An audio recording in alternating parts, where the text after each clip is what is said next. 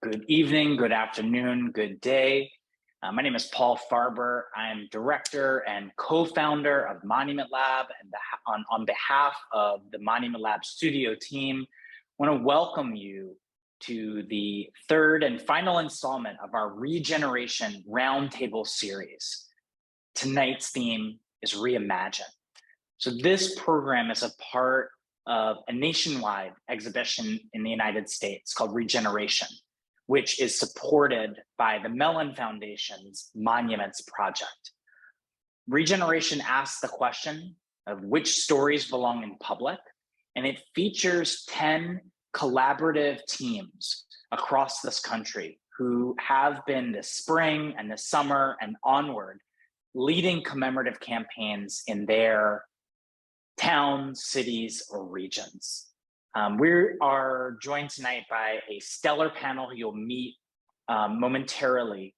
Before we begin, I want to make sure to express gratitude for all of you who are here with us now, and especially those who've been with us through each of the installments this summer. If you've missed any of those, please check out our website, monumentlab.com, or our YouTube page. You can see recordings of the others. You can also, through our website, get a collectible Regeneration Project map, which features all 10 sites, and a special poster featuring the work of the Morup campus, Michelle Browder's Mothers of Gynecology. Before we begin, I also want to make sure to thank the co-director of Regeneration, Sue Mobley, who has been an amazing force and really helped pull together not just this program series this summer, but stewarded a really thoughtful project all around. We're so lucky to get to work together. And of course, other members of our team, Greta Gabriel, Kristen Giantonio, Jen Cleary, and many others who are part of this. And also many thanks to the Mellon Foundation for their support. Keep in touch with us through social media at monument_lab. And we look forward to hearing from you and engaging with you. And now we've been really lucky this summer at each of our Regeneration Roundtables to have it hosted by the one, the only, Dr. Matt, Jordan Miller Kenyatta. It is such a treat to see you again here and to have had you be a thought leader and conversation leader this summer. So I'll turn it over to you, but want to just first, before I do that, express gratitude here and then some for you joining us, Dr. Matt.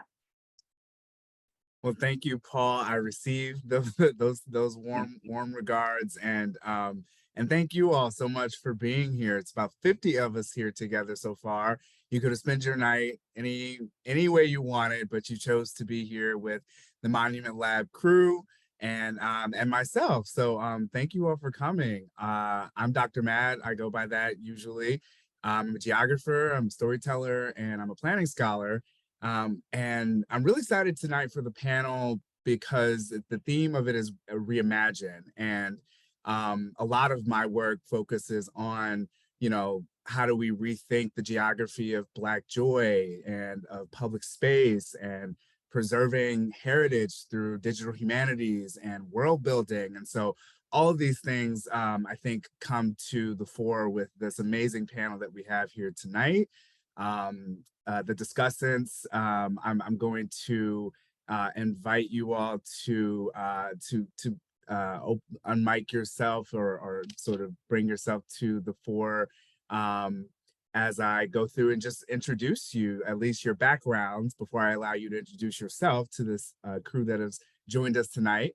So without further ado, pull up your bios.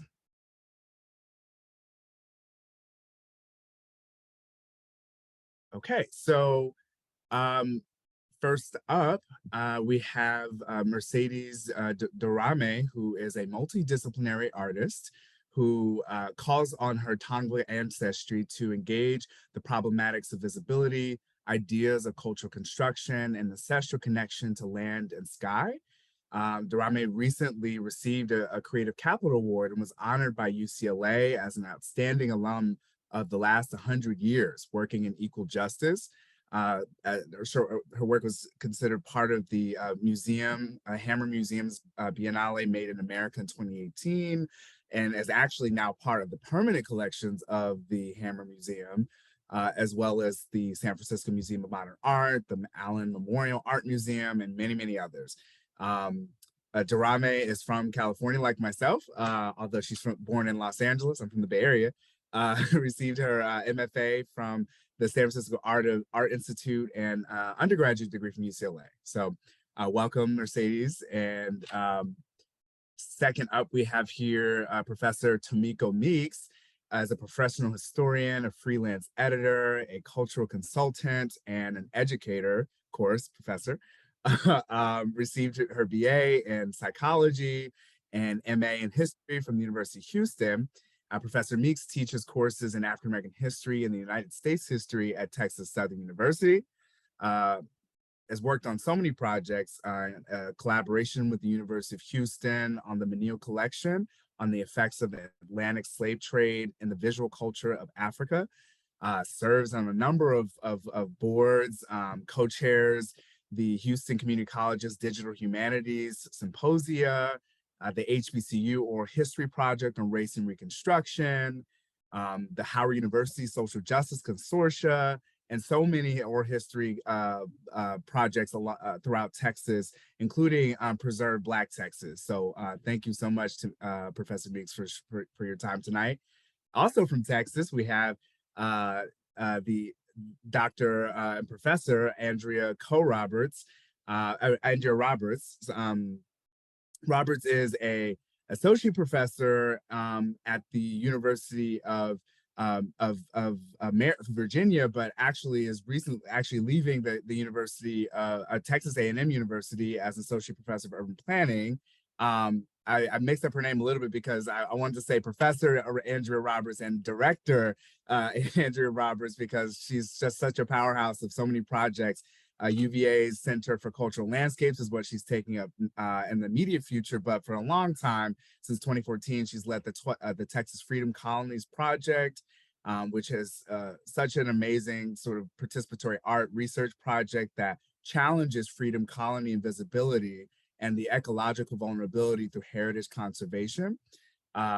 Has been acknowledged through many forums, the Vernacular Architecture Forum, Urban Affairs Association, and the Whiting Foundation. So, so many more things that Dr. Roberts is up to.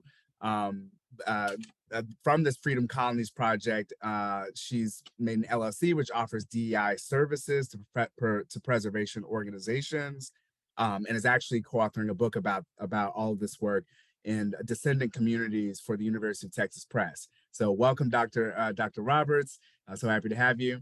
Next up, we have Shaun Slifer.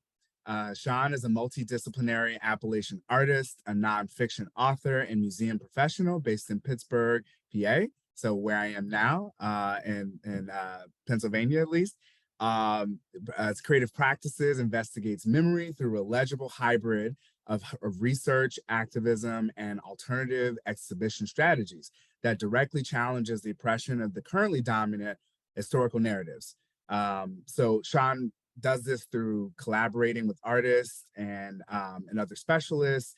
One of the sort of milestone projects, it seems like, in Shaun's work is being the creative director of the award-winning West Virginia Mine Wars Museum since 2015. His book, So Much to Be Angry About, Appalachian Movement Press from 1969 to 79 was just released last March in the West Virginia University Press. Shaun has exhibited all over the world, a range of museums, too long to name, but so many venues, from the Queens Museum in New York City, the Biennale of Graphic Arts in Slovenia, and of course the U.S. Pavilion and the 13th International Architecture Exhibition in Italy, and has been acknowledged for all this work by so many people. So thank you so much, Shaun, for sharing your time tonight. Okay, so I think I went through everybody's bios the best I could.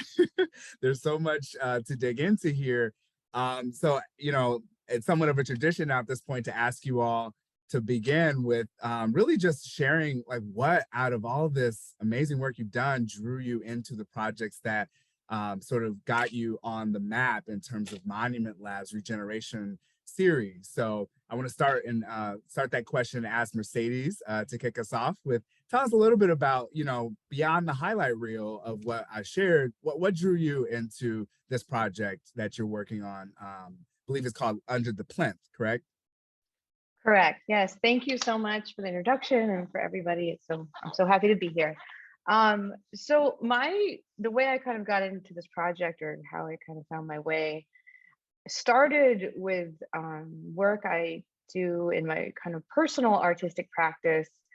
And I was asked to do a call for a proposal that was in response to the removal of our Christopher Columbus monument in Grand Park in Los Angeles. And it was a project I started on my, you know, as an individual, but I understood that because of the audience, because of the scope of it, it had to be kind of a larger collaboration and more kind of community engaged. And I actually worked with Joel Garcia, who's a teammate on the on the Land Under the Plinth teams currently. So we worked together on that, and that kind of started a trajectory into thinking about what monuments, how they function, how they affect Indigenous communities, how so often it's a traumatic kind of response, because it's often an oppressive history to us that is being put forward. And so I really, you know, wanted to switch that around into looking into moments of future and kind of possibility, and a larger kind of more healing approach. And I think that as a team, we're kind of working in that same vein. It's a great team. I'm like just a small part of it, but you know, really just trying to work through the visibility of Native people, specifically in Los Angeles, the Tongva people. So that's kind of, you know, how I personally got involved with it, and then as a team, how we're kind of trying to approach this kind of question around monuments and indigeneity. That's beautiful. Yeah, I always try to start this conversation with the quote from Paul, basically saying defining what monuments are. Monuments are statements of power and presence in public. And I think what I hear from your project is, you know, oftentimes we hear stories of disempowerment and not that, and not about the other half of that equation, which is like presence and just acknowledging that presence and showing what it means to inhabit that worldview of the Indigenous people. Like, that's really beautiful. Yeah, I'm really excited to unpack your project more. I want to turn the question over now to Professor Meeks. What drew you into your project for Regeneration? So I'm currently working on a project that was spearheaded by Congresswoman Sheila Jackson Lee here in Texas. And it is the Emancipation Trail, which is, we're looking at a trail that comes out of Galveston into Houston of newly freed slaves. And so let me go back a little bit and just talk a little bit about like my personal sort of foray into this. It started when I was at the University of Houston as a graduate student, taking a public history class under Joe Pratt, Professor Dr. Joe Pratt. And one of the projects that we had to work on was, of course, a public history project. And I did a paper on Freedmanstown here in Houston, and it was on historic preservation. And that sort of led me into some other things on historic preservation. And I started looking more in depth into Houston and our struggles with historic preservation, and specifically looking at Freedmanstown and College Park Memorial Cemetery. And so I've been really sort of connected with Freedmanstown, and so pushed forward to 2020, 2021, 2022, and working with people like Tanya DeBose, who is connected to Independence Heights, and the National Park Service came into Houston and they wanted someone to give them a tour of College Park Memorial Cemetery. And so they contacted me and I gave them a tour, and they were like, oh my goodness, like, we, would be very interested in working with you. And so that sort of started this connection. Okay. And so I've been working with the National Park Service in Texas Southern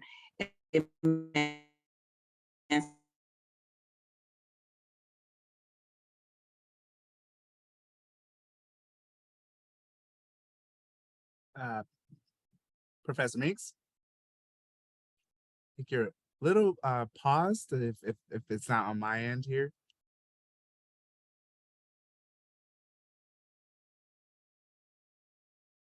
Okay. Gosh, it's such a good story and it's right in the middle, but I think maybe I'll pivot over to Professor Roberts, and we can maybe close the loop with Professor Meeks in a second here. So I've seen so much of your project already in the public realm, but I think it'd be amazing to hear for our viewers, like, what drew you into sort of the Texas Freedom Projects, the Texas Freedom Projects, Freedom Colonies Project, and how that brought you into this conversation around monuments. Yeah. So when I think about the work of the Texas Freedom Colonies Project, which is a social justice initiative dedicated to making visible and preserving African-American settlements in Texas, it really started around a cemetery. The cemetery was the beginning, and that's the smallest scale monument, is the way I see cemeteries. They're body archives, they're monuments to the African Americans, many of whom were formerly enslaved, at least in the cemetery that inspired my work, which is my family cemetery in Stafford, Texas, right outside Houston. And beginning to study that cemetery made me aware of mutual aid organizations, incredible organizations that provided insurance, that funded the cemetery. And this entire history had been largely forgotten. And then that drew me into studying about, well, where was this mutual aid association called the Farmers Improvement Society that built a school and funded cemeteries and all these institutions? Well, they were in 3 states with 21,000 members, and they flourished in places called freedom colonies. What are freedom colonies? Historic Black settlements founded between 1865 up to 1930 of all stripes, meaning urban, suburban, they're everywhere. They include all freedmen's towns, all of it.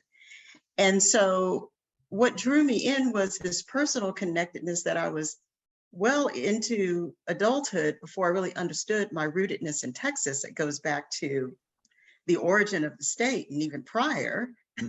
And then understanding that entire story of place building and place creation and my rootedness in 5 different historic Black settlements, and not having a consciousness of that until encountering so much personal loss, all the while working for the city of Houston, working in this planning, this urban planning capacity and housing advocacy, and finding absent from that conversation anything about African-American places that wasn't about the deep inner city, deprivation, inability to build community, and this history of Black people creating places intentionally, not because they were pushed there.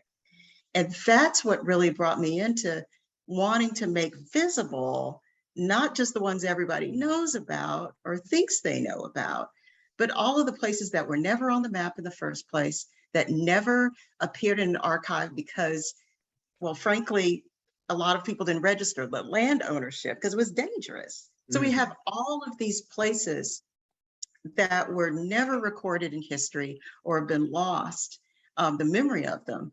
And it also made clear the footprint of African Americans in the state. So it really draws me into it is really wanting strategic visibility of the African American presence in Texas. We have the largest population of Black folks in the United States. And not just that, we have this history of creating more than 557 intentional Black communities, when we hear only about 4 or 5 commonly. And so what does that mean, right, for planning, preservation? So all of those big questions made me drop everything. I dedicate my life to making intentional historical Black communities, both their history and their present, and their futures, what I dedicate my research and my life to. That's really, really powerful. And now that we have Professor Meeks back with us, also from Texas, can chime in on this a little bit too. Wow, I'm like, like reeling over that statistic that you just dropped up for us. That's incredible. And I have a bunch of personal things that are coming to mind, but I want to give Professor Meeks here an opportunity to finish her story because I was really into it. Thank you so much. And first, let me apologize for my little wonky internet connection. But definitely, much like Dr. Roberts, cemeteries, in my mind, are like the center point of our story as African Americans. And I have like what my colleagues would probably say is a weird sort of fascination with cemeteries. And again, that initial tour that I gave to the NPS is one of the things that sort of was the connection point that drew us together and allowed this connection that we now, this partnership that we now have. And we're working together, the National Park Service, Texas Southern, and the Emancipation Trail Association. We're working together to do this research to work through this legislation that Congresswoman Sheila Jackson Lee has around making sure that we're able to get this Emancipation Trail. So Got it. So that's what we're working on here in Texas. Nice. Awesome. Gosh, yeah, I mean, just real quick before I pivot to Shaun here, the point you made around, encountering personal loss as a sort of motivation or just some sort of gravitational draw into the conversation around preservation is so real to me personally. I mean, I discovered my grandfather was involved in Freedom Colony basically in California when he passed away like 2 years ago, and like that was the thing for me. Like, wow, like this is a very deep history that has not been given its due time in urban planning, preservation, architecture, and just the urbanist disciplines. So and professions. So I'm really just hats off to both of you for sharing those stories. Shaun, I'd love to hear yours. What drew you into your project with Regeneration? I think I was restructuring my answer while I was listening to y'all, because I think it really probably digs way back to just being frustrated with my public school textbooks as a kid and like knowing that something was wrong and not really knowing how to figure out what that was. And then I think, my background is primarily as an artist. I went to a small school in Nashville, and at the time that I was in undergrad, I was also working almost full time, and I was also working as an activist. There was an anti-war movement on 20 years ago that wasn't stopping a war. We were working with unhoused people on the streets in Nashville, many of whom were veterans actually. And I think I was trying to figure out. I started looking to history for some sort of platform from which to like understand why things were the way they were. And right, so fast forward a little bit, and I moved up to Pittsburgh in about 2005. And just started thinking a lot about historical markers, historical marker language, just this kind of like leveled out. If it wasn't about heroes, then if you were lucky enough to find a historical marker that was about an event that you knew about, a labor uprising or whatever, a revolt, it would kind of dumb that down. So I got involved. I worked about 12 years ago with a group called the Howling Mob Society. We did our own research and wrote our own historical markers about the 1877 railroad strike in Pittsburgh and installed them without permission. Most of those are still up.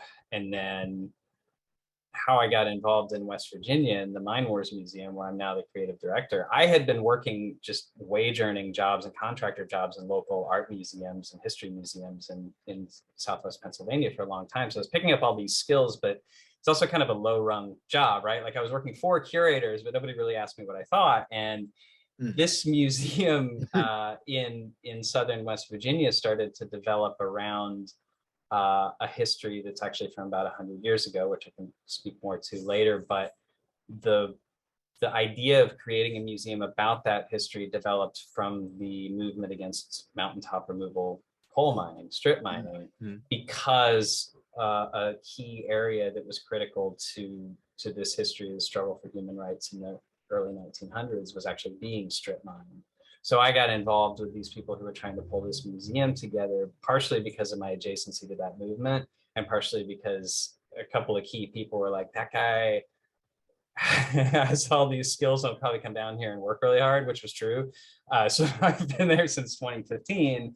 Yeah. And so through Monument Lab, we're actually, the museum has established itself as a legitimate organization, and now we're taking our work out into the landscape surrounding us. Awesome.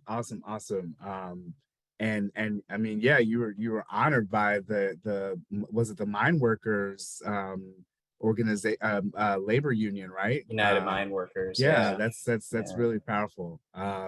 So I want to, you all kind of had elements of this in the work, but it'd be great to sort of put a finer point on this of, when it comes to these projects and your journeys, who do you find yourself most accountable to, and how has that changed over time as you've deepened these commitments, like who do you find yourself most accountable to, in this work of reimagining, reimagining monuments?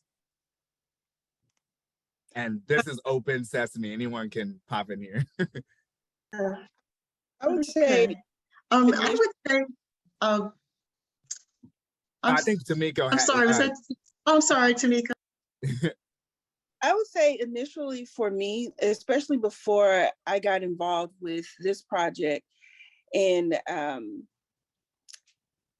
this is, I guess, just me being sort of selfish with my work. It was just me, right? But now, because of like the scope of it, you have to take into consideration like all of the stakeholders, right? And so there's the university on one hand, and then we have the public. And you have to be very mindful of the public and what is it that the public is, what is it that they're looking for, right? And how can we best serve the public when you think about monuments and what monuments mean, what preservation means, and what public history means for the public. And so you're accountable as a historian. We're accountable to all of those different groups, and they're all looking for something different. It's not, you're not giving the same sort of product, if you will, to each one of those stakeholders. So, and yes, that definitely changes over time. What they're looking for, and then what we're giving to them. So, and as you grow in your career, and I'm again speaking just for myself, as I've grown in my career, that's definitely something that has changed for me over time, and the way that I approach the work that I do and the research that I do. Well, and also just to put a fine point on the question of the public aspect. I mean, I think a lot about this idea of publicness and how there's a range of publics that you end up interacting with in these projects, and they don't all agree. So, I mean, just even in that, that part of it, you have to figure out which public am I actually speaking to.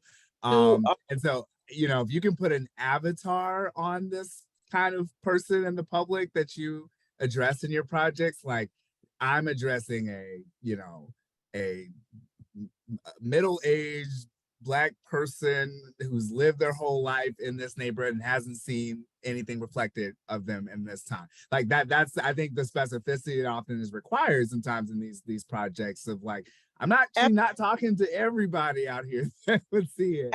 And the way that they can, like, right, the way that they consume history and their understanding of history, you have to take that into consideration, because a younger generation is going to consume and understand history in a different way than older generation. And they're going to want something different, right, than an older generation. Yeah, they might not even want it as a physical sculptural thing. They might want a VR, AR, you know, digital projection, you know, and that's not gonna speak to everybody.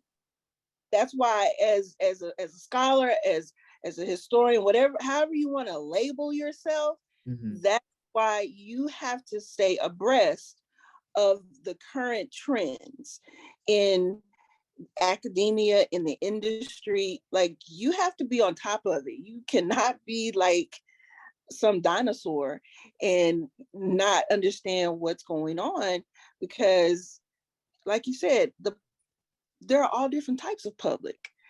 And so you have to meet, just like we talk about our students, you have to meet your students at their point of need. You have to meet the public at their point of need, and what it is and how it is that they are consuming information. Yep. Dr. Robbins, you popped in before. Did you have thoughts on this? Yeah, you know, just that it has changed over time. One constant is descendant communities at the core of the work. What started the work was descendant communities as diasporic communities that have a form of citizenship in place that's hard to visualize and make tangible in real urban planning processes. More simply, if there's no buildings left and you don't live there, then why do I still care about that place? Yeah. And so, and then how do we pay tribute to, and how do we honor, right? And bear witness to those who made that place possible. Those are the kind of questions that I'm always looking at. And in doing that, my first accountability in answering this question is often to center the voices of descendants, and then also create the Atlas as a virtual sort of digital Black world of worlds, right? In which we're able to, in some ways, treat places as monuments, in that we allow for multiple stories, we allow for multiple visualizations of understanding these places, why they mattered. And so for me, it's that accountability to them having control over what's made visible and how. Everyone has a right to pull their information. We have information that we don't share explicitly because it would make these places vulnerable, and we make all of that transparently clear to people who share it. But then the other way that this has changed is I've become increasingly dedicated to growing more scholars to actually address the problems these places encounter.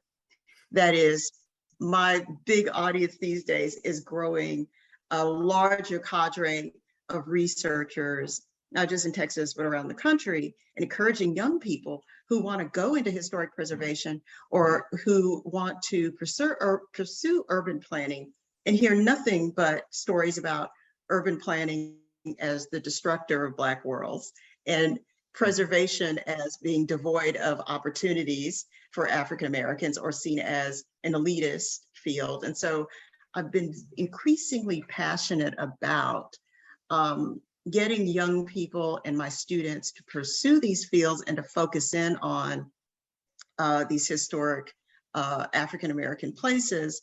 And then, of course, always keeping at the forefront descendant voices, both alive and dead, right? And that it's not popular in academic circles to say so. But if I would be remiss in not saying that my ancestors have definitely guided this path. And so there's a certain kind of spiritual contract that's part of what I do, to make the invisible visible. That's why I'm here, right?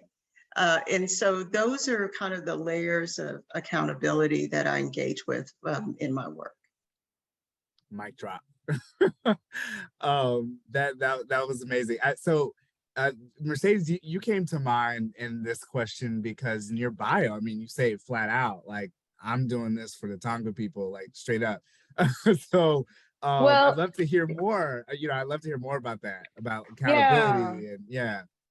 I mean, it's interesting because so much of my work is focused around visibility for the Tonga people, but there was really something special that happened with this particular project, because there was all of a sudden this ability for capacity building within the community. And so often, as somebody who's working around issues of visibility, you're speaking to an external audience, and there really isn't space built in for the kind of building that needs to happen for more voices to be raised up in this kind of conversation, just as Dr. Roberts just said. So, it's been really an interesting shift to think about, our audience is definitely a broader audience because it is a project about the original inhabitants of a land for thousands and thousands of years, who were our caretakers of this place, and so but yeah, really kind of centering the community first. And for me personally, that was somewhat a revelation because I've worked for so long kind of by myself in a way that was really for an external audience. And the other thing I will say is my biggest accountability is to my 6-year-old daughter, because I want her to be somewhere that is further along than kind of where I'm stepping into this conversation, this fight, this kind of work. And so, that was a big shift for me to think really about what it means to think about the future and to really, in a tangible way, want to make an impact on that. Yeah, totally. Shaun, I'm thinking about your project in this question because I was sitting with the Monument Lab report, the National Monument audit, and it talked about just the themes that rise to the top in terms of what we see in the landscape now. And it's interesting because you have this veterans community, but you also have these other communities as well that are plugged into your work, and the current landscape has a lot of militarism, in it, in terms of what it pays homage to and who it lifts up. And so I'm curious about how accountability and thematic sort of resonance plays out in your project. Yeah, I struggled with this question a little bit earlier. I think there's like two answers I can give. One is that I think it's important for me to point out that I'm an outsider to the communities that I'm working in with the museum and then also with these monuments. So I come into a rural community in 2015 that I didn't really know anyone in, and I don't have the accent. I don't have a multi-generational, set of roots in the area. I don't have coal mining in my family. Like, all of these things are things that would have tied me to the area in some way or another, at least in the last 100 years, right? So I feel that in that first year, I very much kind of just like closed in and listened and learned. Like, on the one hand, I was like crash coursing all the books that I could about the events that we covered. And then on the other hand, I'm just listening and like listening to the priorities that people have and listening to them talk about the objects that they have, right? Because I work with background in sculpture and art. The thing I'm most excited about often is the objects. And so that was one thing, right? Like, just listening really hard and being like maintaining a humbleness about that, right? I did not walk in like, hi, I'm the artist, I'm gonna come up with your plan for this museum. It wasn't like that at all. And then I think to your question, I was thinking a lot about our accountability to, the story that we tell is about a struggle to organize labor specifically in the coal fields.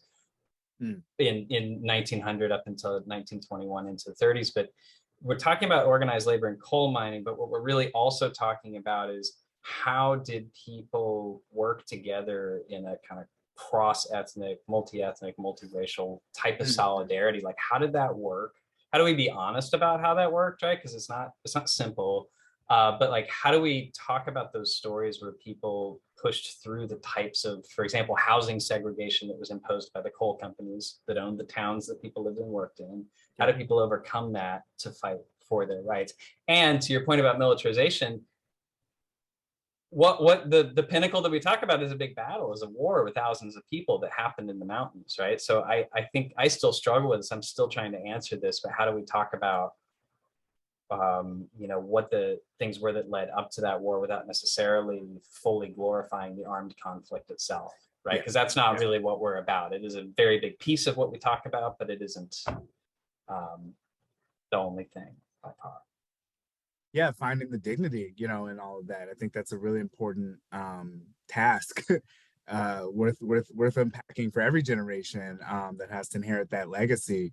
So Dr. Roberts, you kind of hinted at this in some of what you mentioned about the level of transparency, about and the level of information that's shared. So this question for everybody is, when you're thinking about this reimagination of monuments, on this question of regeneration, what stories actually belong in public? Like what stories actually and whose stories belong in public? Yeah, I mean, if I could just speak to that, I really see the sharing of the stories of these places as often being about whether they exist anymore. The stories keep them alive, not in this metaphorical or emotional way only, but when we talk about what's threatening African American communities, we talk about projects that are threatening places like Independence Heights, but they're really threatening just about any community where there's intense population growth, which brings in more transportation projects. And the first place that those projects often decimate, if we're real, right, is they decimate communities of color and poor communities.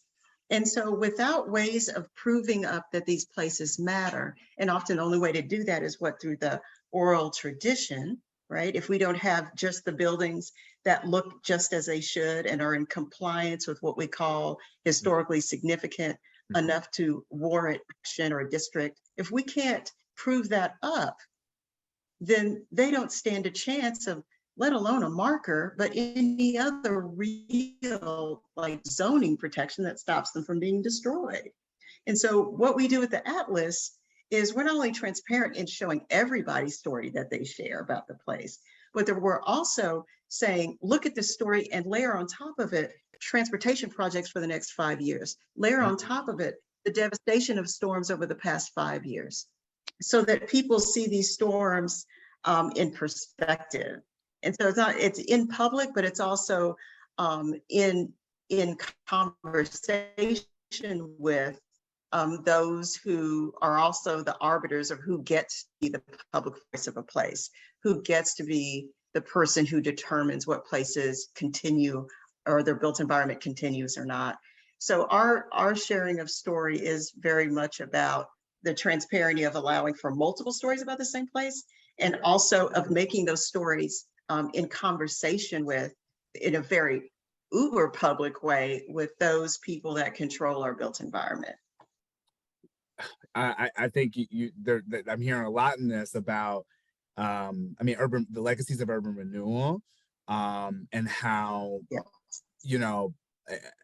it's interesting because when I hear this question of what stories belong in public, I think a lot of maybe the communities, descendant communities, might want the respectability sort of story. Oh, of course. The front line. Yes, and that determines what we decide to talk about as historically significant. People are like, well, that's a Black place out in the middle of nowhere that was never on the map, and they never had a mayor. Why do we care about them? We only want to look at this one or look at that one. So yeah, respectability politics come in, and I wrote this piece about this actually, called Calling in the Outside Children. Outside children being those people who were not necessarily formally claimed, right, by parents. And in much the same way, some of our African-American places we aren't fully claiming. We're not claiming the story. We're not claiming the way they came about. So yeah, that's definitely a big piece. Yeah. Would others like to chime in on this? Like which stories belong in public versus which ones maybe don't? How do you feel about that? I with Dr. Roberts, because in my frame of reference is Houston, Black Houston. And, you know, this is why it's important for disciplines to work together, history and urban planning to work together, because if we don't, our stories will disappear.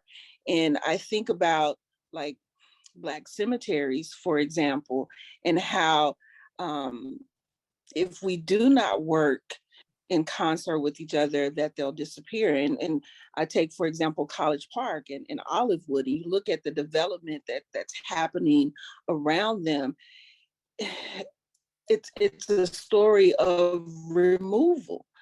And you look at white cemeteries that are not far from these Black cemeteries and the work that's being done with those white cemeteries to preserve them, and it's not the same, right? It's unequal. And so when Dr. Roberts talks about this level of transparency, there has to be some equalness, right, in the stories that are out there in the public. Our stories deserve to be out in the public just as much as other stories.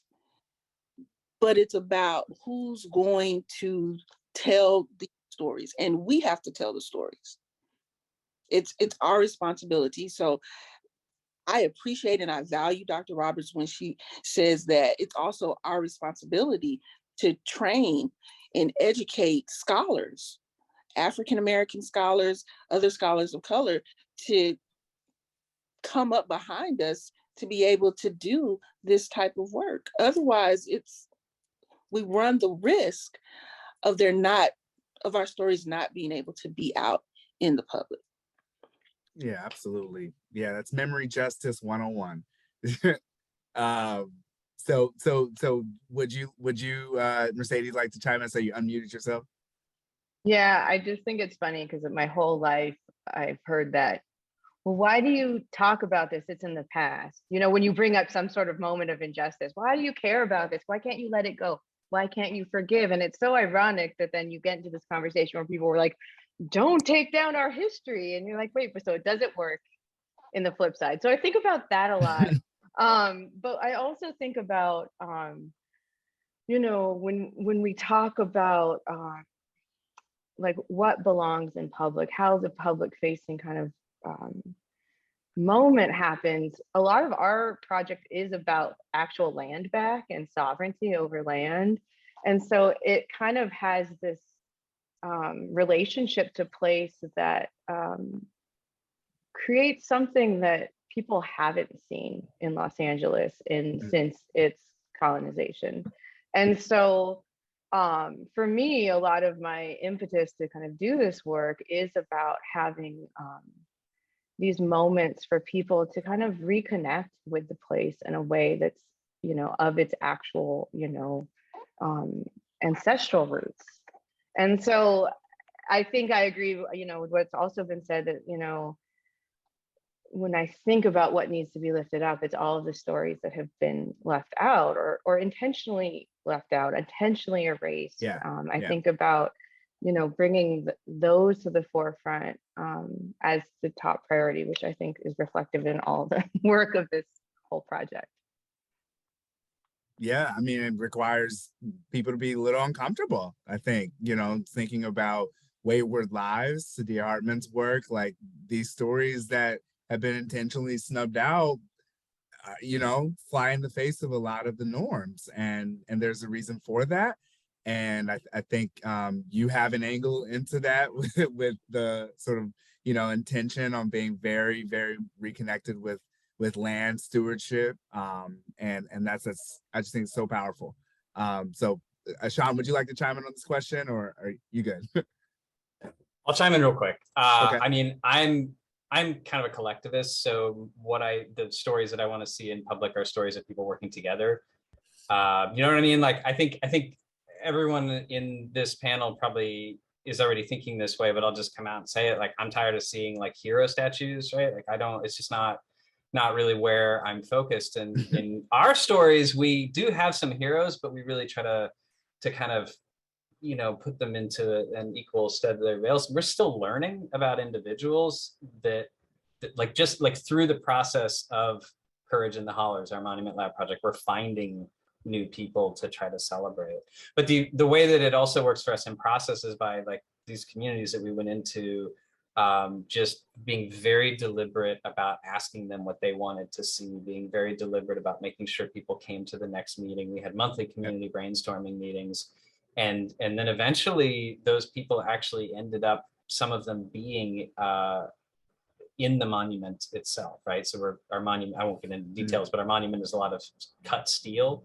And so some community members actually posed for some of the characters in these monuments. So they kind of, I think, probably came to the original meeting in January and didn't think that was going to happen. But by the time it got to June, that's what felt right for us, is these are the people in these communities who are rooted here now. So they'll just be the actors. They'll be the actual people who become the monuments. So, groups of them, though, like I said, I'm a collective. It's not just individuals, it's actually groups of people. So. Yeah, no, that teases us up actually for this last question I have for you all. You mentioned just having, you know, having to work through the perception that monuments are about heroism, and individual heroes at that. And you know, I find in my work, like, it often is collectives. And so I guess, what do you feel like are, like, that's one example I think of a misconception that people might bring into this work about what monuments are really about, individuals versus communities, right? So like, what do you find are major misconceptions about public memory that you've encountered in your sort of attempts to tell these stories and address in your work?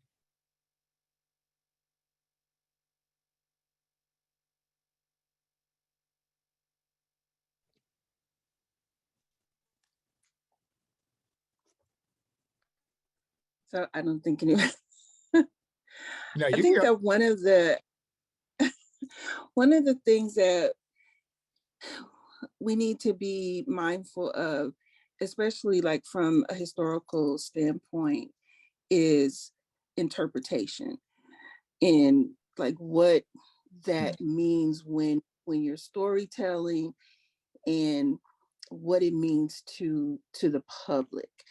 And then you also have to like think about your audience when you're thinking about public memory and storytelling, and then think about what your audience is going to walk away with, what message they're going to walk away with when you're telling that story, right? And especially like if you're, for example, I think about when I went to one of the plantations, for example, that was here in Houston, and the story that was told, I was like, I no, that's not correct, right?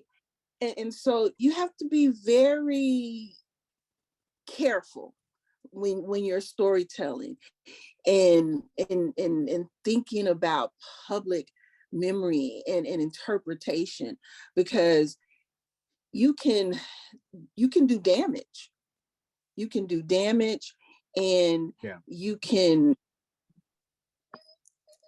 it's difficult. So for me, it's about interpretation and getting that interpretation correct, right? And so I have one of my professors, she would get on us all the time and saying, you don't train people, you educate them.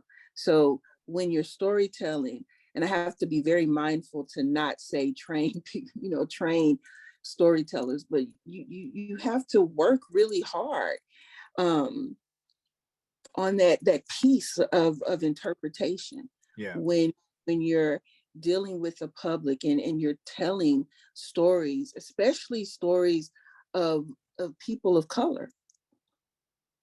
Absolutely. Yeah. Interpretation is a huge, it can be a huge challenge and a huge opportunity to really reframe the meaning of existing monuments and ones that are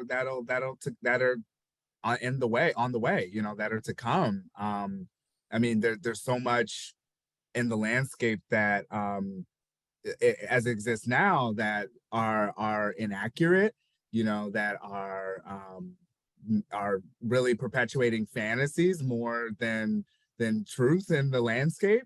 And I think that point you raised here around interpretation is a real big opportunity, really, to use those lies as an invitation to truth telling. And I think you have a really, just, it seems like you have your hands full in Texas with like getting that under grist, but it's all over the place, so I'd be curious in other people's encounters with misconceptions. I have stories, but I'm here for hearing yours.